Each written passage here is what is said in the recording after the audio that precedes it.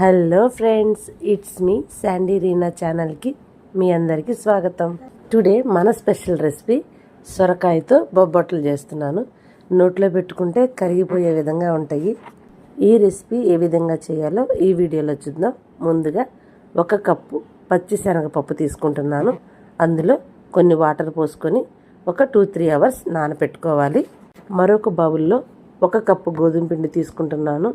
అందులో 1/2 table spoon salt, 1 table spoon sugar add చేస్తున్నాను. ఒక్కసారి పిండి మొత్తాన్ని మిక్స్ చేసుకొని 2 టేబుల్ స్పూన్ నెయ్యి అయితే తీసుకొని పిండిని 2-3 మినిట్స్ మంచిగా మిక్స్ చేసుకోవాలి. మనం ఈ పిండిని ఎంత మంచిగా మిక్స్ చేసుకుంటే మన బొబ్బట్లు అంత మంచిగా పొంగుతాయి. 2-3 మినిట్స్ మిక్స్ చేసుకున్న తర్వాత నేను వాటర్ యాడ్ చేసుకుంటూ కొంచెం కొంచెంగా పిండిని మిక్స్ చేసుకొని మంచిగా చపాతీ ముద్ద రెడీ చేసుకొని కవర్తో ర్యాప్ చేసుకొని 1 అవర్ పక్కన ఉంచుకోవాలి. ఈ రెసిపీ కోసం నేను ఫుల్గా సొరకాయ తీసుకుంటున్నాను. 1/2 సొరకాయని ఈ రెసిపీకి యూజ్ చేస్తాను. మిగిలిన 1/2 నేను సొరకాయ హల్వా చేస్తాను. నెక్స్ట్ వీడియో వస్తుంది, తప్పకుండా చూడండి ఫ్రెండ్స్. ఈ సొరకాయని నేను ఫస్ట్ ముక్కలుగా చేసుకొని ఈ సొరకాయకి మంచిగా పీల్ తీసుకోవాలి. ఇలా పీల్ తీసుకున్న సొరకాయని వాష్ చేసుకోవాలి. వాష్ చేసుకున్న సొరకాయని మనం ముక్కలుగా కట్ చేసి లోపల ఉన్న సీడ్స్ అన్నీ సపరేట్ చేసి ఓన్లీ కండ మాత్రమే మనం తురుముకోవాలి. ఫ్రెండ్స్, మనం ఈ సొరకాయ పీల్ చేసే స్టాండ్లో పెద్ద హోల్స్, చిన్న హోల్స్ ఉంటాయి కదా. మీడియం ఉన్న హోల్స్లో మనం తురుముకుంటే ఈ రెసిపీకి టేస్ట్ బాగుంటుంది. సొరకాయ అంటేనే వాటర్ కంటెంట్ ఎక్కువ ఉంటుంది కదా. మనం పీల్ చేసుకున్నప్పుడు ఫుల్ వాటర్ వచ్చేస్తాయి. ఈ వాటర్ మొత్తాన్ని మనం మంచిగా స్క్వీజ్ చేసుకొని పక్కన ఉంచుకోవాలి.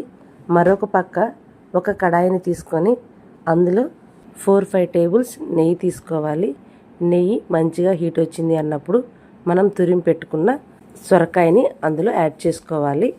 ఈ తురుముని నెయ్యిలో వేయించినంతసేపు హై ఫ్లేమ్లోనే ఉంచుకోవాలి. ఫ్రెండ్స్, మనం మిక్స్ చేస్తూనే ఉండాలి గరిటెతోటి. ఎందుకు అంటే అడుగంటకూడదు. మనకి సొరకాయ పచ్చివాసన పోయి ట్రాన్స్పరెంట్ కలర్ వచ్చే వరకు వేయించుకుంటూనే ఉండాలి. ఇలా వేయించుకొని మనం పక్కన ఉంచుకోవాలి. మరొక పక్క మనం నానపెట్టుకున్న పచ్చిశనగపప్పుని కుక్కర్లో 2-3 విజిల్స్ వచ్చే వరకు కుక్ చేసుకోవాలి. ఇలా కుక్ చేసుకున్న పచ్చిశనగపప్పుని వాటర్ స్ట్రెయిన్ చేసి వాటిని మనం మిక్స్ చేసుకోవాలి.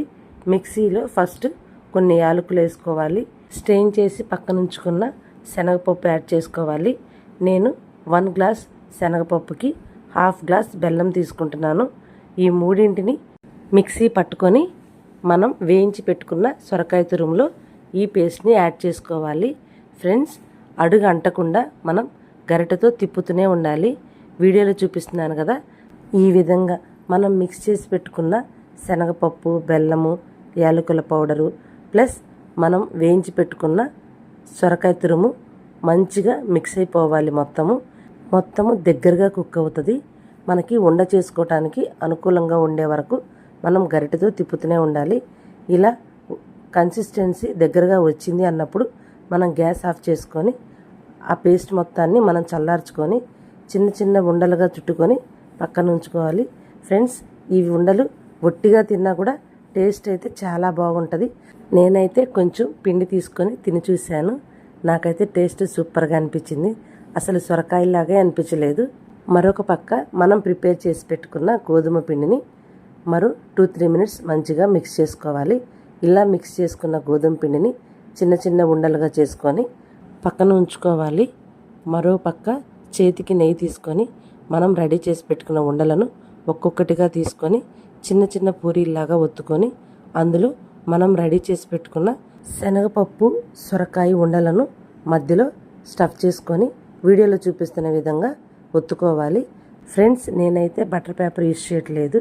ఎందుకంటే అందరి దగ్గర అవైలబిలిటీలో ఉండవు కాబట్టి మన కిచెన్లో ఉండే ఆయిల్ ప్యాకెట్ కవర్తో చేస్తున్నాను. వీడియోలో చూస్తున్నారు కదా, ఈ విధంగా మనం ఇలా ప్రిపేర్ చేసుకున్న బొబ్బట్లను నేతితో మాత్రమే వీటిని 2 పక్కల కాల్చుకోవాలి.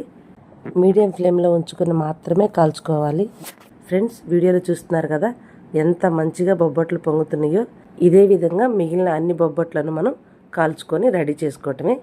ఎంతో టేస్టీ అయిన సొరకాయ బొబ్బట్లు రెడీ. ఫ్రెండ్స్, నేనైతే వీడియోలో చూపిస్తున్నాను కదా, ఎంతో సాఫ్ట్గా స్మూత్గా సూపర్ టేస్టీగా అనిపించింది నాకైతే. ఫ్రెండ్స్, మీరందరూ ఈ వీడియో చూసి ఈ రెసిపీ ట్రై చేస్తారని మనస్ఫూర్తిగా ఆశిస్తున్నాను. Please like, share and subscribe. Thank you. ఇట్లు మీ సంధ్య.